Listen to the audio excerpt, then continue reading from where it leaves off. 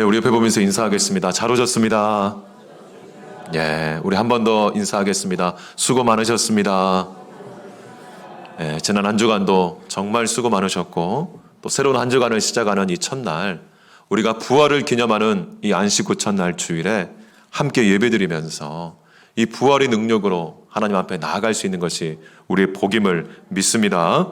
오늘 우리가 살펴본 누가복음 19장 11절로 27절 말씀에 보면 이 열문화의 비유라는 것이 나옵니다. 여러분, 마태복음 25장에 많은 사람들이 이 달란트 비유는 잘 알고 있습니다.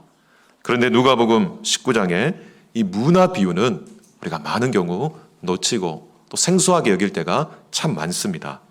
그런데 이 달란트 비유와 이 문화 비유는요, 우리에게 말씀해 주시는 정말 중요한 이 직분과 책임과 사명에 있어서 정말 중요한 교훈을 주기 때문에 우리가 반드시 정리하고 영적인 힘을 얻는 귀한 시간이 되시기를 주님의 이름으로 축원합니다. 먼저 이 비유를 가르쳐 주시는 목적이 있습니다. 우리 누가복음 19장 11절 말씀 우리 함께 읽겠습니다. 시작. 그들이 이 말씀을 듣고 있을 때 비유를 더하여 말씀하시니 이는 자기가 예루살렘에 가까이 오셨고 그들은 하나님의 나라가 당장에 나타날 줄로 생각함이더라. 아멘. 여러분, 예수님께서요, 이 문화 비유를 말씀하시고 예루살렘으로 입성하십니다. 여러분, 제자들은요, 어떻게 생각했냐면 예수님이 예루살렘으로 오는 여정 가운데 수많은 기적을 행하셨어요. 수많은 능력을 베풀었어요. 그래서 귀신이 떠나가고 병자들이 치유되고 심지어 어떤 일이 있었습니까? 오병이어의 기적으로 사람들의 먹을 것의 문제를 책임지고 식량의 문제를 책임지니까 어떤 일이 일어났다고 요한복음이 말하냐면 왕으로 세우려 했다라고 그렇게 말씀합니다. 그래서 제자들은 어떻게 생각했냐면요, 이제 예루살렘이 코앞에 와 있기 때문에 예수님이 예루살렘에만 들어가시면 왕이 되셔서 로마로부터 이스라엘 나라를 독립시키고 저 타락한 제사장들을 다 쫓아내고 의인 되시는 예수님께서 악인들을 제거하고 악인들을 심판하셔서 강력한 세상에 하나님 나라를 정치적으로 만들 것이라고 그렇게 생각한 겁니다. 그러면서 자기들이 예수님이 왕이 되시면 나도 장관이 되고 나도 신하가 되어서 한 자리 차지하겠다 생각하면서 이 누가복음에서 나오지 않았지만 여러분, 제자들이 계속 싸워요. 누가 국무총리가 될 것인지, 누가 힘 있는 장관이 될 것인지 서로 싸워요. 그런 일들이 일어났던 것을 우리가 확인할 수 있습니다. 그런데 예수님은 바로 그 제자들의 착각, 그 제자들의 오해를 아시고 이 열문화의 비유를 통해서 예수님이 예루살렘에 들어가셔서 무슨 일을 하시기를 원하시는지를 가르쳐 주셨던 겁니다. 여러분, 예수님은 예루살렘에 왜 들어가십니까? 우리가 2주 전 고난주간에 살펴본 것처럼 예수님은 십자가에 죽으시기 위해 바로 예루살렘으로 들어가고 계셨어요. 여러분, 세상 나라는요, 어떻습니까? 자기가 힘과 권력과 돈을 가지면 자기가 의인이 되어서 악인들을 다 제거하고 강력한 나라를 세우겠다고 그렇게 수많은 고난들이 이 인간의 역사 가운데 일어났고 수많은 제국들을 건설하고 지금도 그렇게 세상 나라는 세워지고 그렇게 군림하고 있는 것을 우리가 확인할 수 있습니다. 그런데 하나님의 나라는 어떤 나라입니까? 정말 예수 그리스도께서, 하나님의 아들이신 예수 그리스도께서, 만왕의 왕이시고 왕족의 왕이신 예수님께서 주인들을 살리기 위해 자기의 생명을 내어주시며 주인들을 구원시켜서 구원받은 주인들을 통해 하나님의 나라를 이루길 원하시는 것이 바로 하나님의 뜻이고 하나님의 계획이었다라고 말씀하고 있는 겁니다. 하나님 나라는 바로 예수님께서 주인을 위해 대신 죽으시고 바로 주인들을 구원시키고 회개시켜서 그들을 통해 하나님의 나라를 세워가시는데, 이 나라는요, 눈에 보이는 현상세계 돈과 권력으로 세워지는 세속국가가 아닙니다. 바로 성령께서 우리 심령에 역사하셔서 우리의 성령께서 우리의 영을 다스리고 통치하셔서 우리의 심령을 바꾸고 우리의 인생을 바꾸고 우리의 삶을 바꾸시는 가운데 세워지는 하나님의 나라라고 할 수 있습니다. 그러므로 제자들은요, 이 하나님의 나라에 대해서 착각하고 오해하고 있었던 것을 볼 수가 있습니다. 여러분, 오늘날 우리 성도들의 삶은 어떻습니까? 우리 성도들의 믿음은 어떻습니까? 오늘 우리가 예수를 믿고 어떤 나라를 꿈꾸십니까? 많은 경우에 예수를 믿고 내가 돈 많이 벌어서 예수님 믿고 세상으로 출세하고 성공해서 세상에 강력한 내 나라를 세우고 강력한 힘을 얻어서 정말 저 악한 자들을 심판하고 하나님께 영광 돌리겠다고 많은 사람들이 그렇게 생각을 합니다. 그런데 여러분, 그것은 착각이라고 오늘 본문이 우리에게 말씀해 주고 있습니다. 여러분, 이 열무나의 비유의 의미를 우리가 그것을 통해 살펴보면서 우리의 이 착각을 해결하기를 원하는데요. 여러분, 19장 12절로 15절 말씀 우리 한번 읽어보겠습니다. 시작.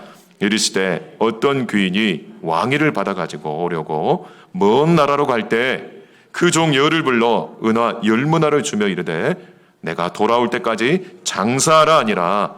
그런데 그 백성이 그를 미워하여 사자를 뒤로 보내어 이르되 우리는 이 사람이 우리의 왕됨을 원하지 아니하나이다 하였더라. 귀인이 왕위를 받아가지고 돌아와서 은화를 준 종들이 어떻게 장사했는지를 알고자 하여 그들을 부르니. 아멘. 여러분, 이 누가복음 19장 12절로 15절 말씀은요, 마태복음 25장 14절 이하에 나오는 달란트 비유와 결정적으로 다른 것이 있음을 우리에게 말씀해 주고 있습니다. 여러분, 이 달란트 비유, 문화 비유 둘 다 우리 제자들의 사명과 직분에 대한 내용인데요, 다른 점이 있어요. 그것을 우리가 확인할 때 우리가 오늘날 믿음 생활이 무엇이며 신앙 생활이 무엇이고 우리에게 허락하신 직분과 사명이 어떤 의미가 있는지를 깨달을 수가 있습니다. 먼저는 여러분 공통점입니다. 여러분, 공통점은 왜 공통점일까요? 그만큼 중요하기 때문이에요. 그만큼 우리가 붙잡아야 할 정말 가치와 교훈이 있기 때문에 그렇습니다. 여러분, 공통점은 뭡니까? 주인이 떠났다는 거예요. 여러분, 주인이 종들에게 임무를 부여하고 떠났기 때문에 지금 보입니까? 안 보입니까? 안 보여요. 주인이 내 눈에 안 보이기 때문에 어떻게 보면 내 마음대로 할 수 있고 내가 선택하고 내가 결정할 수 있는 권한이 종에게 주어졌다는 것을 알 수 있습니다. 그런데 우리가 분명히 알아야 할 것은 뭡니까? 주인이 돌아옵니까? 안 돌아옵니까? 돌아옵니까? 안 돌아옵니까? 돌아온다는 거예요. 여러분, 이것을 놓쳐서는 안 된다는 거예요. 주인이 반드시 돌아와서 뭘 한다는 겁니까? 평가를 하겠다는 거예요. 정말 판단을 하겠다는 거예요. 그러면 여러분, 오늘날 구원받은 우리 하나님의 백성들, 우리 성도들은요, 반드시 기억해야 할 것이요, 우리에게는 우리 인생을 평가받을 날이 반드시 있을 것이다. 믿으시면 아멘. 그것을 기억해야 하지만 우리가 충성스럽게 신앙생활을 하고 열매 맺는 신앙생활을 할 수가 있지, 이것을 기억하지 않으면 어떻습니까? 우리는 방자일 수밖에 없고 나태해질 수밖에 없고 게을러질 수밖에 없고 자기의 본질과 사명을 잃어버릴 수밖에 없다라고 하는 겁니다. 우리 중고등부 친구들 지금 중간고사 기간으로 들어갑니다. 여러분, 왜 시험 기간이 있습니까? 시험 기간이 다가오기 때문에 이제 긴장하면서 자기의 학습 능력들을 다시 한번 돌아보고 복습하고 준비하는 것처럼 바로 하나님께서는요, 우리 성도들의 인생 가운데 반드시 마지막에 이렇게 평가를 하시지만 제가 알기로는 중간중간에도요, 순간순간에도요, 하나님은 우리 인생을 돌아볼 수 있는 기회를 주시는 줄 믿습니다. 뜻하지 않은 고난과 또 뜻하지 않은 상황과 갑작스러운 환경 변화는요, 어떻게 보면 하나님께서 그때 우리를 다시 부르시고 다시 자기 인생을 돌아보고 다시 자기 인생을 주님의 눈으로 평가하기를 원하시는 기회라고 할 수 있습니다. 결국은 여러분, 여기에서 이 한 달란트 받고 한 문화 받은 이 게으른 종이 나옵니다. 이 사람이 이 비유의 핵심 메시지를 갖고 있어요. 이 사람이 하나님 앞에 심판을 받고 주인에게 책망을 듣는데 이유가 무엇입니까? 주인에 대해서 오해했기 때문이에요. 주인에 대해서 오해했기 때문이에요. 왜 우리가 하나님의 말씀을 배우고 가르쳐야 되냐면 이 하나님의 말씀을 통해 우리의 하나님이 어떤 분이고 우리의 구주가 되시는 예수님이 어떤 분인지 우리가 알 때요, 제대로 된 신앙생활을 할 수 있는데, 우리의 주님이 되시고 우리의 아버지가 되시는 하나님을 우리가 모르면요, 우리가 정말 열심히 신앙생활하고 열심히 이 땅에서 살았는데 정말 그것이 헛수고가 될 수 있다는 겁니다. 여러분, 그런데 이 달란트 비유와 문화 비유는요, 조금 어렵습니다. 우리 친구들도 어려울 수 있고 우리 성도님도 어려울 수 있지만 그래도 여러분, 우리가 어려운 것을 정말 정리할 필요가 있어요. 그래야지만 우리가 신앙에 진일보할 수가 있기 때문에 그렇습니다. 다른 점이 있다는 거예요. 먼저는 여러분 달란트는요, 뭔 뜻이 있냐면 재능, 능력이라는 뜻을 갖고 있습니다. 그래서 달란트는요, 능력에 맞게끔 주인이 차등 지급했어요. 능력에 맞게끔. 왜 그랬을까요? 이 달란트 비유를 곰곰이 보시면 계약 관계입니다. 계약 관계. 그래서 이 계약을 체결할 때 어떻습니까? 상대방의 조건과 상대방의 능력을 감안해서 계약을 체결하잖아요. 그렇지 않습니까? 내가 돈이 있으면 그 돈에 맞게끔 정말 집안의 임대차 계약을 하게도 되고, 내 실력에 맞게끔 내가 월급을 받고 사례를 받는 이 계약을 하게 되잖아요. 그래서 거기서 검증이 되면 검증이 될수록 더 많은 계약을 찰 수 있는 것처럼 이 달란트 비유에 나오는 이 그것은요, 계약 관계이고 이해 관계인 것을 우리가 알 수가 있어요. 그래서 나중에 여러분 한 달란트 받은 자가요, 땅에 묻어뒀다가 다시 주인에게 돌려줬지만 여러분 이 사람이 어떤 책망을 받습니까? 정말 그럼 주인의 잔치에 참여하지 못하고 쫓겨날 뿐이지 별다른 화를 받지 않아요. 그런데 여러분 이 문화 비유는 좀 다릅니다. 문화 비유는요, 바로 계약 관계가 아니라요, 바로 믿음과 충성의 관점에서 바로 어떤 관계냐면 생존 관계예요. 생명의 관계예요. 그걸 뭘로 알 수 있습니까? 바로 주인이 다릅니다. 이 달란트 비유에서는 주인은요, 자산가이고 사업가입니다. 그래서 이 자산가는요, 어떻습니까? 자기 자산을 증식시키고 사업을 하는 사람이어서 이 계약 관계를 통해 이해관계를 얻는 것이라고 하면, 여러분 이 문화 비유에 나오는 주인은 누구입니까? 귀인이라고 했는데 왕족이에요. 왕권을 차지할 귀족이고 왕족이에요. 그래서 이 사람은 바로 뭡니까? 이 정치력을 가지고 자기가 왕권을 얻으러 지금 가고 있어요. 그러면서 자기 종들을 불러가지고 뭘 맡깁니까? 문화를 맡기면서, 이 관계는 어떤 관계냐면요, 정말 이 충성을 확인해서 자기 생명을 함께할 자기의 정치적인 동역자이고, 나아가서 나중에 왕권을 차지하게 되면 함께 이 통치를 감당하는 자기의 정말 동역자들, 자기와 생명을 함께하고 생존을 함께하는 그런 특별한 관계인 것을 우리가 문화 비유를 통해 확인할 수 있습니다. 그것을 어떻게 알 수 있냐면요, 달란트 비유에는 여러분 반대자가 있습니까? 없습니까? 없어요. 그런데 문화 비유에는 보면 반대자가 있어요. 이 주인이 왕족인데 왕권을 차지하지 못하도록 반대자들이 뒤에서 수를 쓰고 왕권을 얻지 못하도록 이렇게 서로 이렇게 겨루고 있는 바로 저항자들, 반대자들이 있다는 겁니다. 그러므로 이 문화 비유에 나오는 종들은요, 단순한 종들이 아니라 이 반대자들의 그 생명의 위협과 반대자들의 그 위기를 함께 감당하면서 함께 생존할 뿐만 아니라 함께 이 통치의 권한을 감당할 수 있는 바로 정치적인 지도자들을 지금 검증하고 확인하는 과정이라는 것을 확인할 수가 있습니다. 여러분 이 문화는요, 오늘날로 말하면 3달치 노동자의 월급이라고 합니다. 그래서 정말 가난한 나라에서는 한 달에 여러분 20-30만 원밖에 못 받습니다. 우리가 지금 미얀마도 선교를 하고 있지만 미얀마 일일 노동자의 그 비용이 20만 원이 안 돼요. 우리 교회가 미얀마 개혁주의 장로교, 이 버마족을 섬기는 신학교를 우리 섬기고 있지 않습니까? 지난번에도 말씀드린 것처럼 46개의 교회를 개척해서 그 46개의 미얀마 바로 지도자들을 우리가 정말 기도하고, 또 우리 안수 집사님이랑 몇 분들이 이렇게 한 달 사례비를 책임져 주시기 위해서 이렇게 많이 물질로 헌금해 주셨는데, 그 미얀마 46개 교회 한 교회 사역자 사례비가 20만 원밖에 안 돼요. 그만큼 여러분 석 달이라고 하면 100만 원이 안 되는 돈이기 때문에 문화라는 돈은요, 화폐 가치가 정말 약합니다. 근데 달란트는 어떻습니까?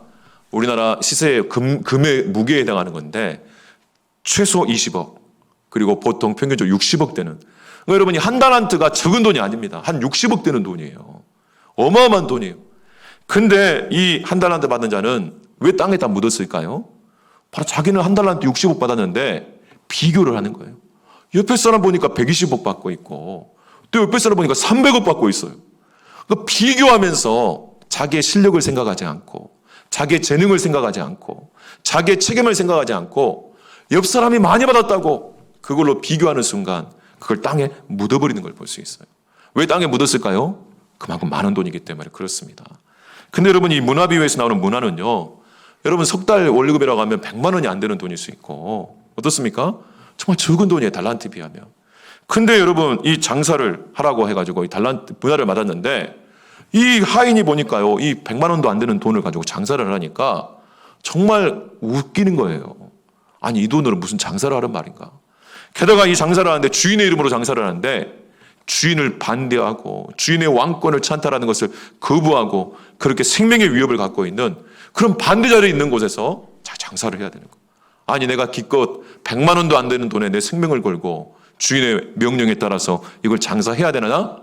정말 그렇게 주인의 명령을 가볍게 여길 뿐만 아니라 나아가서 어떻습니까? 이 주인은 왕족이라 했잖아요. 왕이 될 사람입니다. 왕에게 충성을 해야 되는데 이 사람 어떻게 해요? 왕에게 충성했다가 20만 원도 안 주, 100만 원도 안 주는 이 왕에게 충성했다가 내가 생명을 잃으면 어떡하지 하면서 한마디로 말하면 뭡니까? 바로 이 사람은 왕에게 충성한 것이 아니라 바로 다른 사람이 또 왕권을 찬탈할 것 같으면 그 사람에게도 붙들려고 이렇게 양다리를 거치고 있어요. 그걸 어떻게 할 수 있냐면 이 돈을 수건으로 싸뒀다라고 했어요. 여러분 큰 돈은 땅에 묻어뒀지만 이 정말 작은 돈은 수건으로 싸뒀고요. 또 어떤 의미가 있을까요?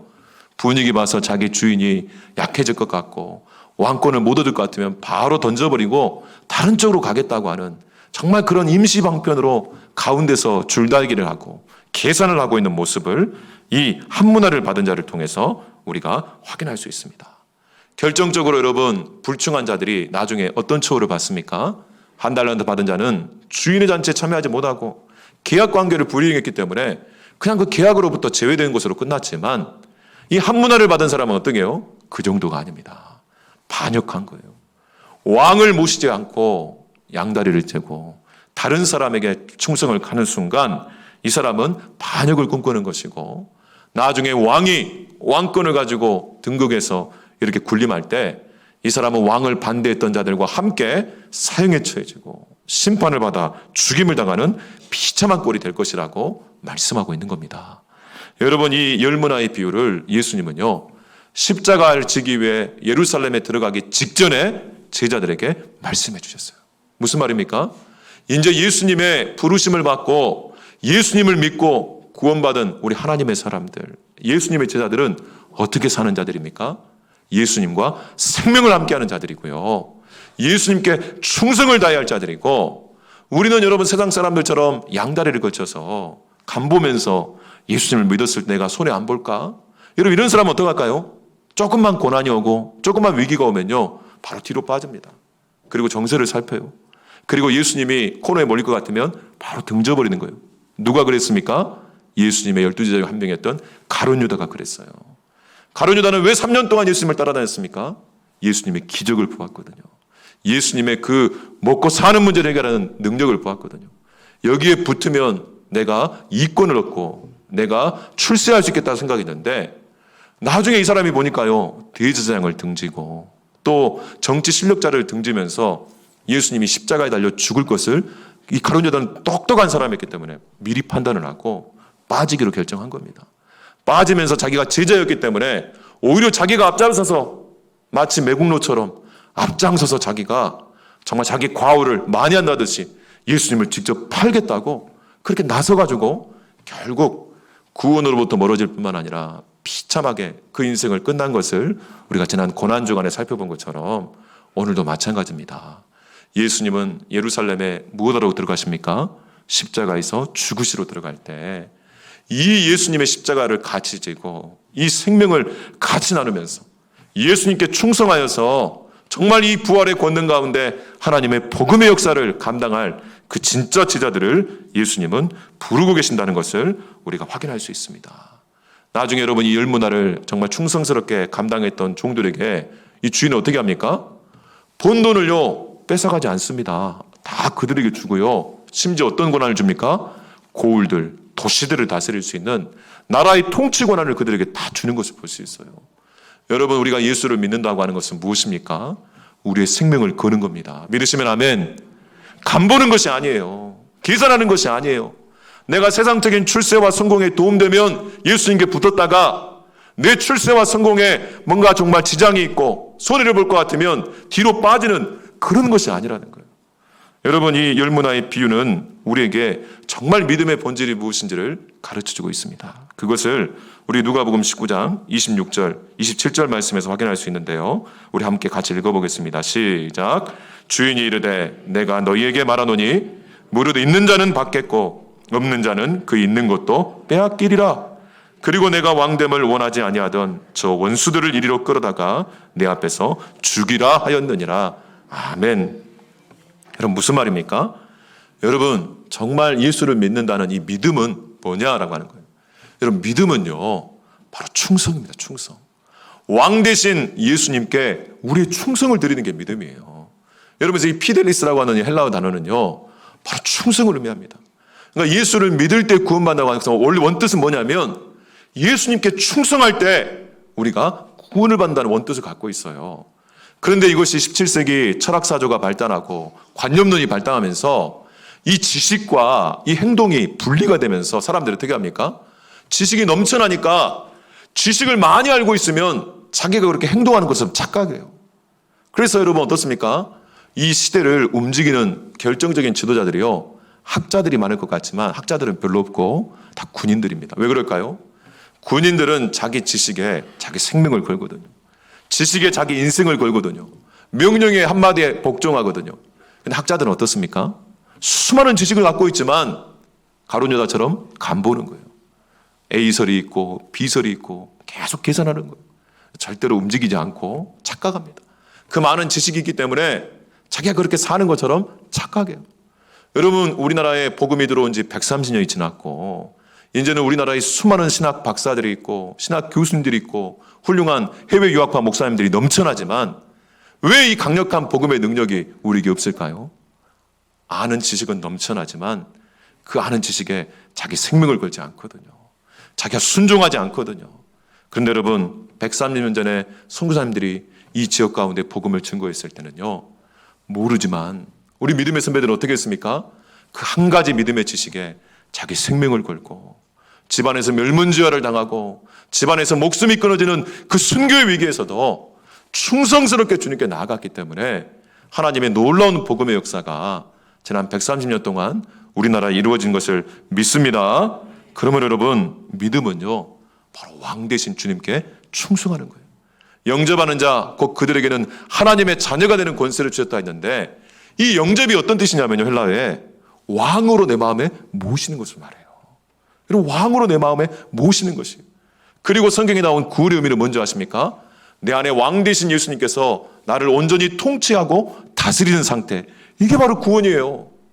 죽어서 천국 가는 티켓 없고 세상에서 내가 주인이 되고 내가 왕이 되어서 내 마음대로 사는 것이 구원이고 믿음이 아니라 정말 우리를 위해 생명을 내려주시고 만왕의 왕이시고 하나님이신 분이 정말 그 모든 하나님의 동등됨을 취하지 않으시고 인간의 몸을 입고 이 땅에 오셔서 자기의 생명과 모든 것을 다 내어주시는 그 정말 선한 주님, 그 선한 왕 되신 예수 그리스도를 우리가 알 때 여러분 어떻습니까? 내 생명을 드릴 수 있는 거예요. 정말 충성할 수 있는 거예요. 그리고 그렇게 충성한 자들에게 하나님은요 전적으로 모든 것을 다 책임져 주시고 우리 인생을 정말 하나님께서 이끌어 주시고 인도해 주신다는 것을 믿으시기를 주님의 이름으로 축원합니다. 지금 질병이나 물질이나 고난 가운데 어려움 가운데 있으신 분 계십니까? 여러분 기억하십시오. 그때가 바로 우리 믿음이 평가받는 순간이에요. 그때가 바로 우리가 하나님의 복음과 믿음으로 새롭게 일어나서 새로운 국면을 열어갈 수 있는 최고의 적기입니다.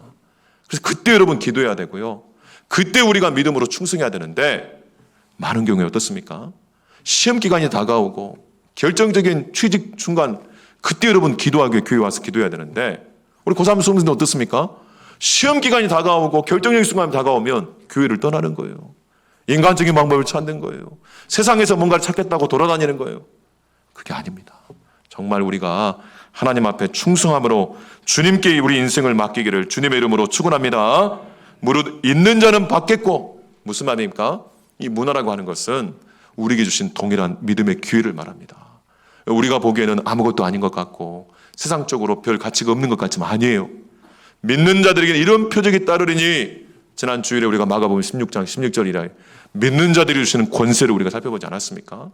정말 악한 영들을 쫓아내고 병든 자를 치유하고 영적으로 분별해서 하나님의 놀라운 복음의 역사를 일으키는 이 능력은 쓰면 쓸수록 더 우리에게 강력하게 역사하지만 우리가 이 악한 종들처럼 묻어두고 사용하지 않으면요 없는 것처럼 가볍게 여기고 나중에는 있던 믿음마저 다 뺏겨버리고 말 것이라는 거예요. 그리고 결국은 어떻습니까? 나중에 비참한 지경에 처할 수밖에 없다고 성경은 말씀하고 있습니다. 그러면 여러분, 우리 믿음은 고정된 것이 아니에요. 정말 우리가 믿음으로 정말 이렇게 장사란 건 뭡니까? 위험 부담이 있죠. 위험 요소가 있죠. 그렇지만 누구를 신뢰하기 때문에? 주님을 신뢰하기 때문에. 왕 중의 왕이시고 만왕의 왕이신 그 주님을 신뢰하시고 정말 우리를 위해 십자가에 죽어주시는 것으로 당신의 사랑을 확증해 주셨기 때문에 그것을 믿고 우리가 그분께 우리의 생명을 걸고 그분께 우리 인생을 걸고 오늘도 충성스럽게 나아가는 은혜가 있기를 주님의 이름으로 축원합니다. 우리가 다음 주 직분자 선출을 앞두고 있습니다. 여러분, 우리 교회가 교회 설립 70주년을 기념하여 여러분 지난 70년을 돌아볼 때 여러분 어떻습니까? 우리 앞선 믿음의 선배들이요 주님의 몸된 교회를 지키고 정말 주님께 충성한 그 결과 우리 교회가 이렇게 지금 존재한 줄 믿습니다. 여러분, 우리에게 주시는 이 직분은요 내가 유세하는 게 아닙니다. 내 자존심을 세우는 게 아니에요. 사람들에게 내 존재감을 드러내고 사람들이 인정해 주지 않으면 정말 자존심 상하고 기분 나빠하는 그런 것이 아니에요. 오늘 뭡니까? 자기 생명을 거는 겁니다. 믿으시면 아멘. 주님을 위해 내 생명을 걸고 여러분 앞선 우리 장로님들 권사님들 어떠셨습니까?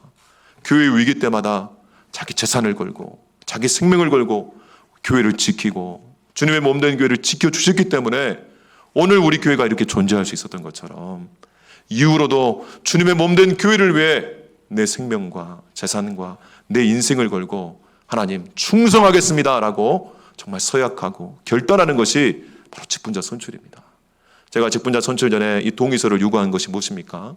정말 직분으로 선출되든 되지 않든 상관없이 주님께 충성하겠습니다라고 여러분 하나님 앞에 서약하기를 제가 요청하셨고 서약에 주심들 분들만 오늘 명단으로 이렇게 공고해 드렸습니다. 여러분 이분들은요 하나님 앞에 자기를 드리기로 결단하신 분이에요. 여러분들이 위해서 기도하셔야 돼요.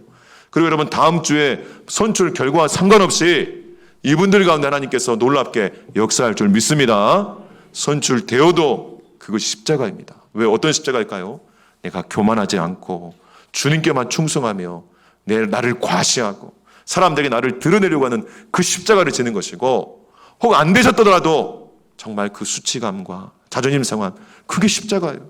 그래서 여러분 하나님께서는 어떤 방식으로든 이분들을 훈련시켜서 이분들이 우리 교회의 초석이 되고 믿음의 기둥들이 되어서 정말 하나님의 영광을 드러내는 복음의 역사를 일으키고 하나님의 선교 역사를 감당하는 주역들이 될 수 있도록 기도해 주시기를 주님의 이름으로 축원합니다. 오늘 말씀 생각하면서 함께 기도하겠습니다. 하나님 아버지 감사합니다. 오늘도 이 거룩하고 복된 주일에 하나님 생명의 말씀, 약속의 말씀을 주시고 말씀 붙들고 기도하게 해주심을 감사합니다. 우리 사랑하는 모든 성도들이 우리에게 전부를 내어주시는 하나님 아버지의 사랑과 당신의 생명을 내어주시는 그 예수를 만왕의 왕, 왕 중의 왕으로 모시고 충성하는 자들이 되게 하여 주시고 우리가 전적으로 충성할 때 하나님께서 어떻게 우리를 책임지시고 인도하시는지를 체험하고 간증하며 나누는 축복의 통로들이 되게 하여 주시옵소서. 모든 것 감사드리며 예수님 이름으로 기도하옵나이다. 아멘.